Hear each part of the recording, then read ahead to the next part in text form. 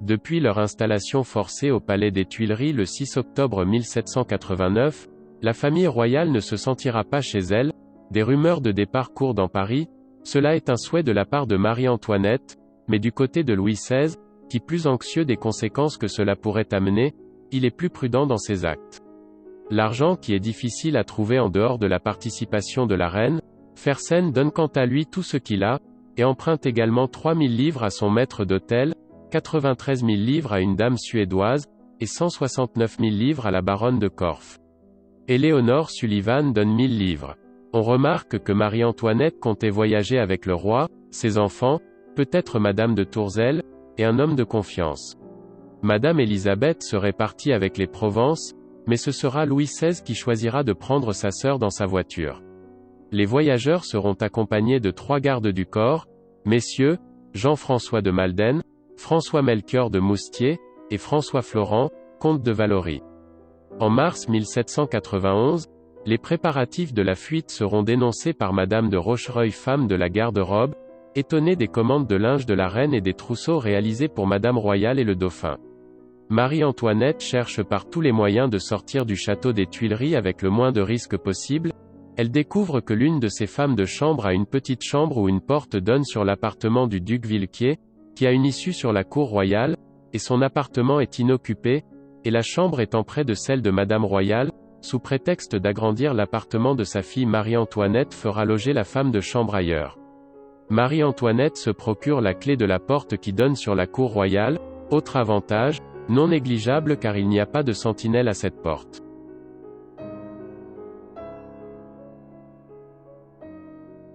La famille royale se voit empêchée d'aller faire ses Pâques à Saint-Cloud, et Louis XVI se voit enfin prisonnier de Paris et envisage de s'évader. Madame Élisabeth fera partie du voyage, ce qui fera 6 personnes le nombre des voyageurs dans la berline. On emmènera en plus de femmes de chambre qui voyageront dans un cabriolet. Il faudra donc à chaque relais 6 limoniers pour la berline, 3 chevaux pour le cabriolet et 2 bidets de poste pour les courriers de Paris à Châlons. Il y a 12 relais de poste, cela représente un total de 132 chevaux. Si on constate que le roi est en pleine crise de dépression, on peut mieux comprendre le fait qu'il se repose entièrement sur Marie-Antoinette. Ce que Mirabeau dira, « Le roi n'a qu'un seul homme, c'est sa femme. » La date du départ ne fait qu'évoluer, et reculer. Mais finalement on choisit la plus courte nuit de l'année, il y a cependant une femme de service des bains et des petits appartements, Madame de Rochereuil, dont Marie-Antoinette se méfie. Elle est d'autant plus à craindre dans cette nuit importante, car il faut passer devant la fenêtre de sa chambre pour gagner l'appartement de Monsieur de Villequier auquel se trouve chacune des sorties vers le carrosse.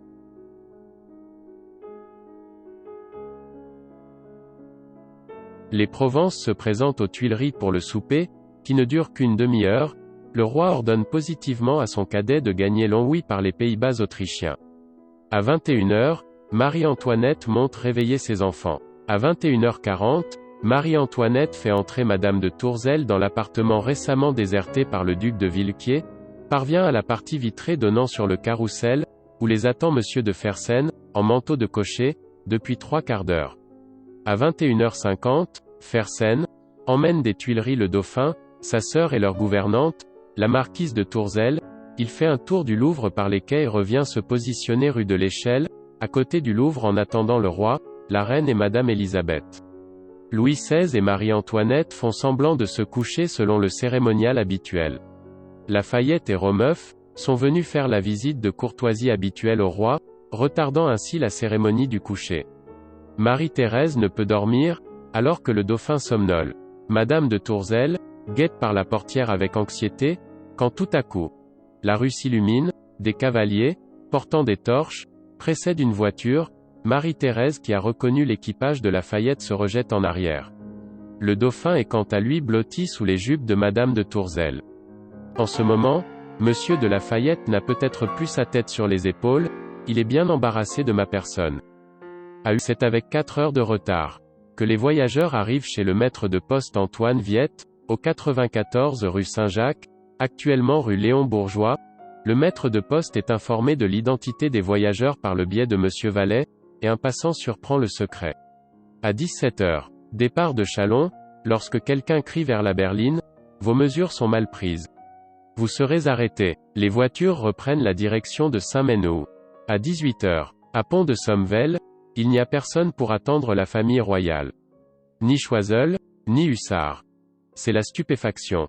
Car 40 hussards du régiment de Lauzun, commandés par monsieur le duc de Choiseul, ayant sous ses ordres monsieur Bourdelle, sous-lieutenant, étaient censés y attendre le roi.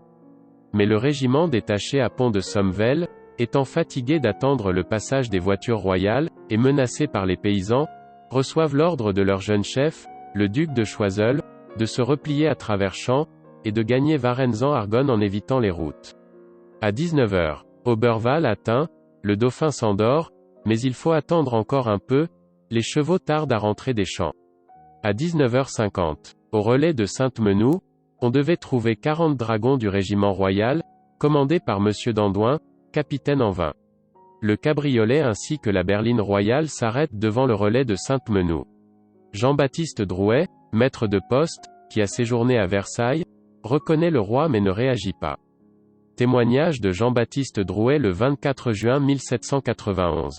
Il dira devant l'Assemblée constituante, « Je crus reconnaître la reine, et apercevant un homme dans le fond de la voiture à gauche, je fus frappé de la ressemblance de sa physionomie avec l'effigie d'un assignat de 50 livres.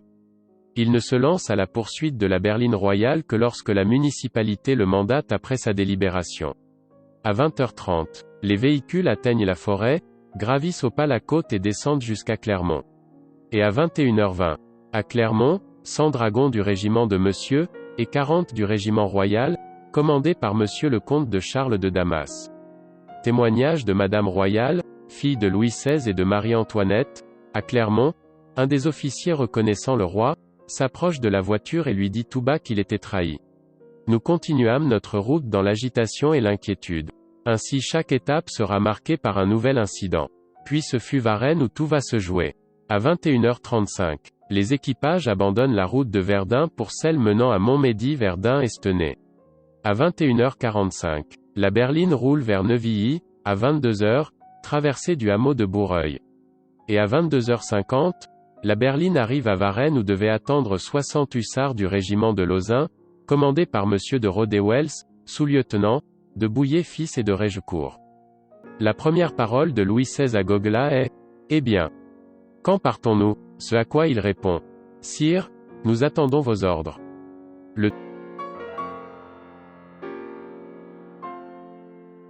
Le juge d'Este qui a vécu assez longtemps à Versailles, il était gendre d'un officier de bouche de la reine, et que Jean-Baptiste Sauce est allé chercher, reconnaît formellement le roi, il s'incline et lui dit « Bonjour, sire. » Louis marque un temps, puis embrassant l'épicier Sauce, « Oui, mes amis, je suis votre roi. » À 5h30, le chef d'escadron d'Élon, responsable du poste de Dun-sur-Meuse, qui a vu passer le chevalier de Bouillé vers 3h du matin, puis le sous-lieutenant Rorig, comprend ce qu'il vient de se passer à Varennes, fait monter son escadron de hussards, et arrive à Varennes vers 5h30. Il ne peut pas rentrer dans le village mis en alerte avec sa troupe mais le baron de Gogla a alors l'idée de faire évader les voyageurs à cheval, le dauphin dans les bras de son père et les femmes en selle. Louis XVI répugne à exposer sa famille et refuse cette idée de fuir, il refuse donc et souhaite attendre l'arrivée des troupes du marquis de Bouillé. À 6h, Marie-Antoinette en apercevant le capitaine, Delson rentré dans l'épicerie, reprend un moment d'espoir car avec l'officier, ce sont une soixantaine de hussards qui viennent d'entrer dans la ville. Ce dernier vient se présenter au roi et attend ses ordres, Marie-Antoinette lui demande d'aller expliquer sans tarder la situation à Bouillé qui ne tardera pas à venir, elle en est certaine. Pour montrer un signe d'apaisement ce dernier va se poster à la porte de Varennes et attendra. À 6h30, c'est plus d'1 millier de personnes qui a envahi le bourg, ce ne sont plus des cris, mais des hurlements que l'on entend, la peur de l'arrivée des hommes de Bouillé décuple leurs forces. On commence à entendre, nous les traînerons par les pieds dans la voiture. À Paris. De son côté Louis XVI essaie de gagner du temps, Demande à pouvoir partir à 11 heures mais un vieux paysan l'entend et lui lance à la figure. Sire, je m'y fiame pas. Ils vont jusqu'à faire miroiter au roi que son retour serait un gage de bonheur pour le peuple, qu'un tribut d'amour de Paris les attend. Puis Madame Sauce s'en mêle, elle interpelle les souverains en leur lançant. La nation en vous donnant 24 millions paye bien votre place. Elle est assez bonne pour vous garder. Il est fort singulier que vous cherchiez à la quitter.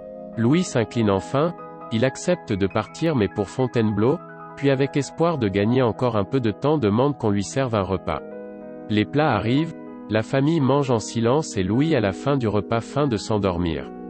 Marie-Antoinette a réveillé Louis-Charles et sa sœur pour le repas se rendorment eux aussi. La voiture vient se placer devant la porte de la maison Sauce et enfin la famille royale s'y engouffre. Choiseul en fermant la porte dira. Je crus voir Charles Ier livré par les Écossais. À 7h45, Bayon et Romeuf, officiers de la garde nationale de Paris, arrivés vers 7h, décident de renvoyer la famille royale à Paris. Alertés par le tocsin qui sonne partout, une foule énorme vient border la route suivie par le cortège des prisonniers encadrés par la garde nationale varennoise et les dragons ralliés aux patriotes. À la reine qui croyait abusivement pouvoir compter sur son soutien, la réplique de Madame Sauce, épouse de l'aubergiste, montre très clairement le changement de mentalité qui s'opère chez les Français. Madame, vous vous souciez des intérêts de votre mari, souffrez que je me soucie des intérêts des miens. Pour essayer de ralentir, voire empêcher le départ, Madame de Neuville, la première femme du dauphin, fait semblant de souffrir d'une colique violente, se jette sur un lit en pleurant et en demandant secours. Le roi et la reine refusaient d'abandonner à ses souffrances une femme qui s'était dévouée à les suivre, mais malheureusement ce subterfuge ne fit pas effet longtemps. Même encore maintenant on se demande comment ils ont fait pour arriver à Paris en vie. À 9h, pour la dernière fois la malchance va s'acharner sur la famille royale, moins d'un quart d'heure après leur départ, Bouillé et le régiment du royal allemand arrivent enfin dans Varennes. Hélas la rivière étant trop profonde pour passer à gué, ils se voient sur l'autre rive la berline qui s'éloigne, mais le comble c'est que Bouillé ignore que la route un peu plus loin passe sur la rive droite de l'Aire. Il lui aurait suffi au régiment de galoper durant quelques minutes pour bousculer la populace et sauver le roi. Du hameau de Ratantou, Bouillé fait sonner la retraite. Il ne reste plus que l'émigration pour les officiers compromis dans cette aventure. Le comte de Dampierre, baron de Hans, chevalier de Saint-Louis, lieutenant-colonel d'infanterie, est assassiné près de la voiture du roi à Chaudefontaine, alors qu'il ne s'approchait que pour offrir ses hommages à son digne maître. Les Varennois escortent le véhicule jusqu'à Clermont. Arrivés à Clermont, ce sont les Clermontois qui prennent la relève. Il fait extrêmement lourd, la berline roule au pas et Louis-Charles pleure, apeuré. À 22h, le cortège arrive à Châlons où tout n'est pas perdu. Le maire Chorez et le procureur du département, Monsieur de Rose, sont d'ardents royalistes. Ils s'entretiennent avec Louis et lui proposent de s'enfuir en empruntant la porte qui se trouve dans une cloison de la chambre où dort Charles, puis d'emprunter l'escalier. Il pourrait ainsi sortir et se perdre sous les arbres du cours. Si l'idée est faisable, seul Louis aurait pu s'enfuir, mais ce dernier refuse, ne voulant pas laisser sa famille derrière. À 23h, la famille arrive à Châlons-en-Champagne, par la porte Sainte-Croix, où elle passe la nuit à l'hôtel de l'intendance. La famille passera la nuit du 22 au 23 juin à l'hôtel de l'intendant de Champagne.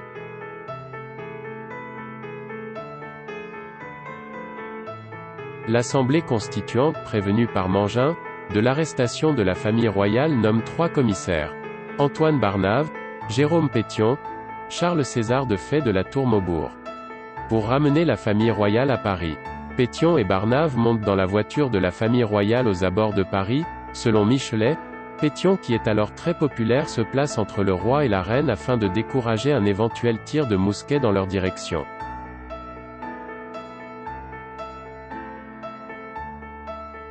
À 10h, la famille royale assiste à la messe qui sera interrompue par une délégation du directoire.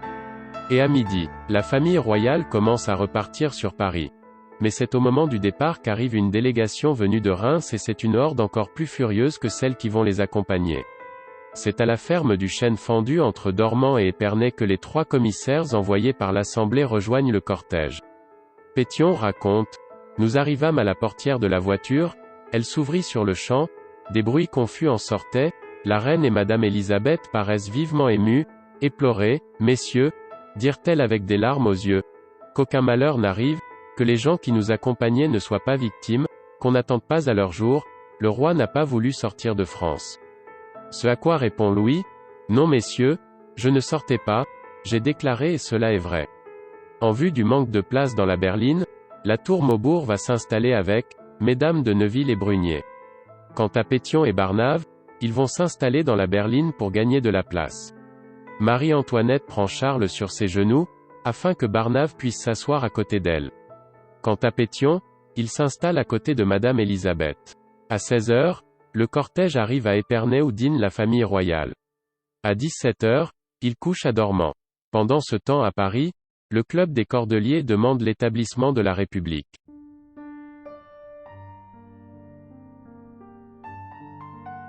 À 6 heures, le cortège part pour Paris, et s'arrête à la Ferté-sous-Jouarre, pour déjeuner, puis à Meaux pour la nuit, et la famille royale reprend la route.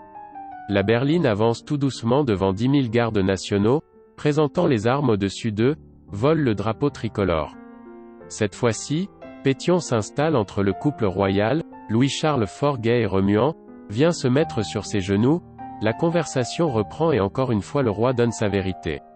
Je n'ai pas voulu quitter la France. Pétion lui répondra, certes. 11 heures. Ils arrivent à Château-Thierry, en signe de bienvenue on entend.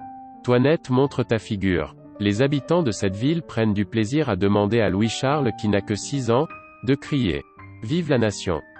L'enfant, tout souriant, passe la tête par la portière et crie de bonne grâce. À Paris, une pétition, signée de 30 000 noms, réclame la République.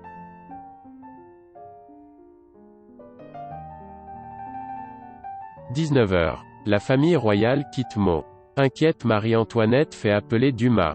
Savez-vous quelle disposition monsieur de La Fayette a prise pour l'entrée du roi dans Paris? Par où doit-on passer pour rejoindre les Tuileries? Dumas lui répondra. La voiture du roi suivra les boulevards extérieurs pour entrer par la barrière de l'Étoile, les Champs-Élysées et le Jardin. Durant ce voyage du retour, Antoine Barnave est étonné de la simplicité de la famille royale. Malgré ses angoisses et sa fatigue, le charme de Marie-Antoinette opère et dès leur retour, Barnave entreprend une correspondance avec Marie-Antoinette. Quand à Pétion il pense avoir gagné le cœur de Madame Élisabeth, la sœur du roi épuisée s'est endormie en laissant tomber sa tête sur l'épaule de l'émissaire de l'Assemblée constituante, il a d'ailleurs laissé un témoignage de cet épisode. Si nous eussions été seuls, elle se serait abandonnée dans mes bras au mouvement de la nature. Cette stupide suffisance le fait souvent voir comme plus qu'il n'était en réalité, il prononce en la faveur de la suspension de voir la déchéance de Louis XVI. Antoine Barnave, quant à lui, fera tout pour sauver Marie-Antoinette. Le premier choc entre Paris et la famille royale aura lieu dans la forêt de Bondy, une foule de forcenés sort du bois et se jette sur les gardes nationaux. Vainement, on essaie de les repousser, mais il en vient de partout. Cela a pour effet de provoquer un immense nuage de poussière, tel que l'on ne peut voir au-delà de 100 pas. Par contre, les cris eux s'entendent. Ils ont pour cible les gardes du corps et bien sûr la reine. La bougresse, une bougresse désigne une femme au comportement malin, mauvais voire méchant. La gueuse, la putain. Marie-Antoinette pour apaiser cette horde sauvage soulève le dauphin qui s'est mis à pleurer dans ses bras, une voix vient la flageller. Elle a beau nous montrer son enfant on sait bien qu'il n'est pas du gros Louis. Le roi entend l'insulte, il blêmit, mais ne dit rien, des larmes roulent des yeux de Marie-Antoinette tandis que Louis-Charles jette des cris d'effroi, en l'entendant les mégères n'ont pour toute réponse que des rires. À Paris dès l'aube, une foule immense prend la direction de Meaux, la ville est inondée de pamphlets violents, injurieux pour le roi et la reine. À 14 heures, les premiers Parisiens rencontrent la famille royale à Villeparisis. L'Assemblée nationale décrète la suspension de Louis XVI, et la famille royale termine ce retour de Varennes par un trajet long et difficile, ralenti, interrompu par des manifestants qui lancent aux fugitifs injures et quolibets.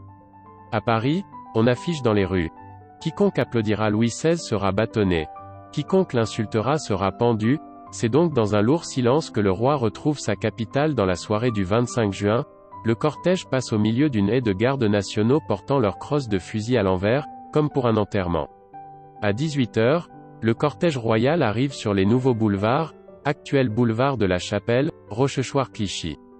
Pour éviter de trop violentes manifestations, la municipalité a décidé que les fugitifs feraient le tour de Paris et passeraient aux Tuileries par les Champs-Élysées et la place Louis XV. À 22 heures, lorsque la voiture royale arrive aux Tuileries, la fureur de la foule éclate, il s'en faut de peu que Marie-Antoinette ne soit écharpée. Blessée avec un instrument tranchant. Le duc d'Aiguillon et Louis-Marie de Noailles la sauvent de justesse. Le roi sort de la voiture le premier, calme et souriant. Il semble presque heureux de rentrer chez lui, nous dit un contemporain. La reine hautain et fière est accueillie par quelques cris. Lorsque par la portière, Louis-Charles apparut avec sa sœur, on applaudit. Une voix crie. Voici l'espérance et le soutien des Français. En arrivant dans ses appartements des Tuileries, Marie-Antoinette se décoiffe de son chapeau et elle découvre l'outrage des angoisses intenses vécues pendant le retour de Varennes. Ses cheveux sont devenus blancs comme ceux d'une femme de 70 ans.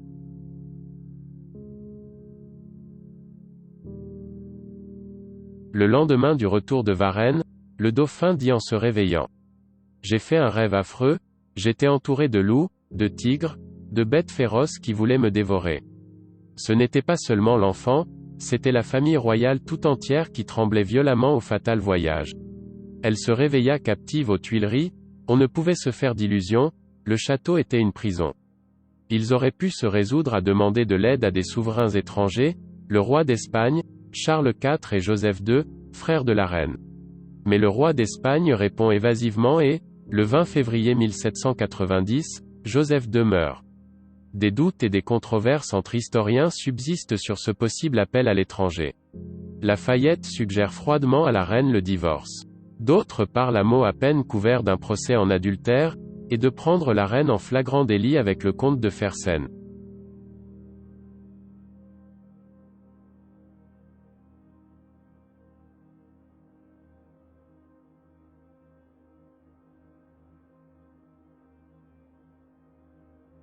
Chassés des Tuileries par la foule en armes, Louis XVI, Marie-Antoinette, le dauphin, leur fille Marie-Thérèse dite Madame Royale, et Madame Élisabeth, sœur du monarque, sont conduits au Temple, alors que la Révolution bascule dans sa période la plus violente, la Terreur.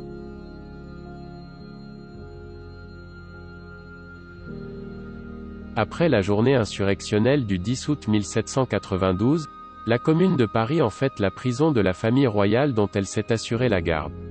En passant par la place Louis XV qu'on a déjà rebaptisée place de la Révolution, on montre au roi comme la statue de son grand-père est en train d'être déboulonnée pour faire disparaître toute marque de l'Ancien Régime.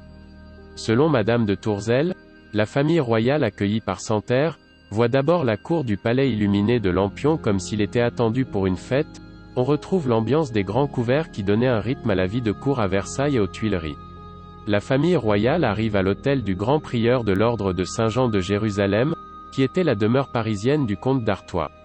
Après un splendide dîner servi dans l'ancien palais du comte d'Artois, où la famille espère encore être logée, la messe est dite dans un salon. Après avoir visité les lieux, Louis XVI commence à répartir les logements. À 22 heures, alors que le dauphin est gagné par le sommeil et que Madame de Tourzel surprise d'être emmenée en direction de la tour, le roi comprend qu'il a été joué par la Commune. Pétion, qui estimait que la grande tour était en trop mauvais état, a résolu de loger la famille dans la petite en attendant la fin des travaux ordonnés pour isoler la prison du monde extérieur. Cette tour qui faisait tant frémir Marie-Antoinette, autrefois, qu'elle avait demandé à son beau-frère qu'il la détruise. Serait-il un pressentiment de sa part?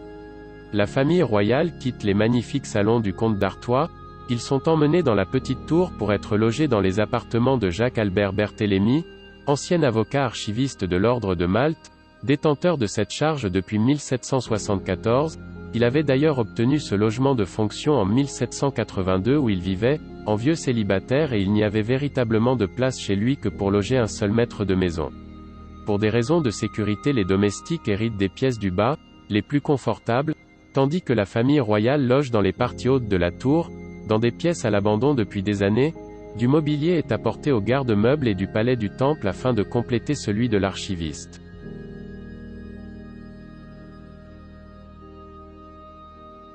Le premier étage de la petite tour, attribué aux 3 femmes de chambre, Mesdames Bazire, Navarre et Thibaut. Et le second étage, attribué à Marie-Antoinette et sa fille Marie-Thérèse qui est donc l'ancienne chambre de Berthélemy qui a été expulsée de son domicile par les agents de la Commune. Dans ce même étage, la princesse de Lamballe dort dans l'antichambre sur un lit de sangle, Louise-Élisabeth de Tourzel et le dauphin partagent la même chambre, il y a un cabinet de toilette et une garde-robe. Au 3e étage, attribué au roi, il dort seul dans un lit à baldaquin. Madame Élisabeth partage sa chambre avec la jeune Pauline de Tourzel. Les valets François Hue et Chamilly couchent dans un cabinet assez étroit, ouvrant sur l'antichambre. Cet étage est également doté d'un cabinet de toilette et d'une garde-robe. En outre, le roi dispose d'un cabinet de lecture aménagé dans l'une des tourelles. Marie-Antoinette songe-t-elle alors à la similitude de la situation qui la lie à sa fille par rapport à celle qui la liait à sa mère durant les dernières semaines qu'elle a passées en Autriche? L'impératrice avait fait installer un lit au bout du sien, pour assister la future dauphine à toute heure du jour et de la nuit dans sa préparation au destin qui l'attendait. Marie-Antoinette avait 14 ans, soit l'âge que Marie-Thérèse aura le 19 décembre 1792. Pour préparer la grande tour, qui allait recevoir la famille royale, Marguerite et Firino, poiliers fumistes, exécutent tous les travaux destinés au chauffage de la tour. Ils établissent de nouveaux tuyaux afin de disposer les poêles dans la plupart des pièces et des cheminées. Le sculpteur marbrier Corbel livre quant à lui les chambranles des cheminées, destinées aux chambres de Louis XVI, Marie-Antoinette et de Madame Élisabeth. Il livre également une table de poêle en marbre de Flandre de forme demi-ronde destinée à un poêle rond installé dans une tourelle au 2e étage. Le papier peint est livré par un certain Simon. On tend la chambre du roi de papier jaune, celui de Cléry, de papier à décor de fruits avec une bordure étrusque. Chez la reine on pose un papier peint à bordure de lilas et dans la chambre de Madame Élisabeth un papier à dessin, sans plus de précision, avec des bordures Reine Marguerite. Le règlement de l'ensemble de ces travaux fut imputé sur la somme de 500 000 livres que l'Assemblée législative avait votée le 12 août 1792 pour les dépenses du roi et de sa famille.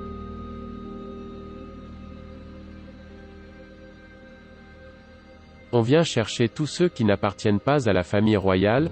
Le roi tente en vain de rappeler que la princesse de Lamballe est sa cousine. Madame de Lamballe, Madame de Tourzel et sa fille Pauline sont transférées dans l'affreuse prison de la Petite Force. Les 3 dames sont réunies dans une seule cellule assez spacieuse.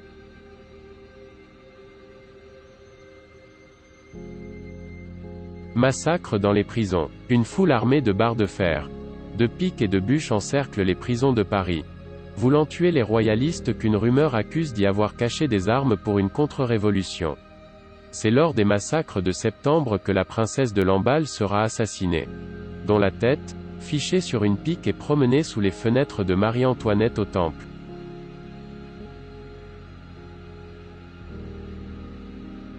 Seul le roi fut emmené dans la grande tour. Selon les dires de Cléry, son appartement dans la grande tour n'était pas achevé, il n'y avait qu'un seul lit et aucun meuble, les peintres et les colleurs travaillaient encore, ce qui causait une odeur insupportable, et on craignit que sa majesté en fût incommodée.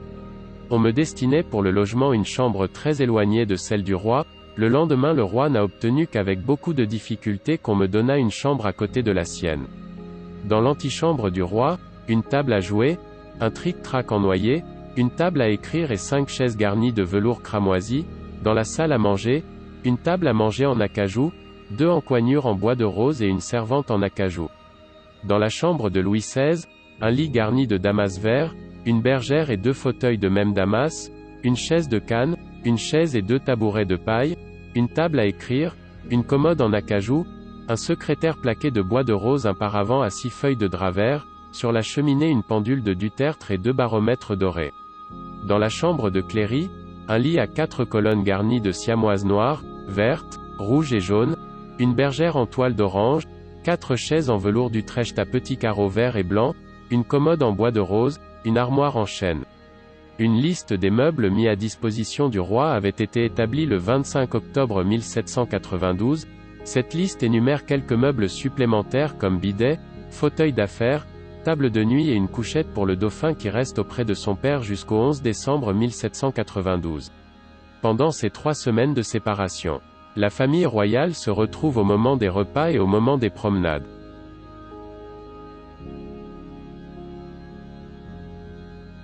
Le reste de la famille royale rejoint le roi dans la grande tour. On sépare la reine de son fils, qui logera avec le roi.